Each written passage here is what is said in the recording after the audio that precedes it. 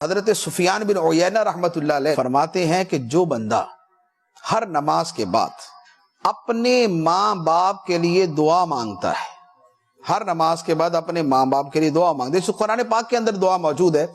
رب ارحمہما کما ربیانی صغیرا، اے میرے رب میرے ماں باپ پہ ایسے رحم کر جس طرح بچپن میں انہوں نے مجھ پہ کیا تھا، جیسے بچپن میں انہوں نے مجھے پالا تھا تو ان پہ رحم کر۔ اس دعا کے اندر بڑی گہرائی ہے کہ ماں باپ نے بچپن میں کیسے پالا تھا، ہر چھوٹی بڑی خواہش کو پورا کرنے کی کوشش کی تھی، ہر چھوٹے بڑے معاملے کے اندر بچے کی کیئر کی تھی، تکلیفوں سے بچایا تھا، آسانی میں رکھا تھا، عافیت پہنچائی تھی۔ تو اب گویا بندہ خدا سے کہہ رہا ہے کہ یا اللہ تو میرے ماں باپ کے ساتھ بھی ایسا ہی کر،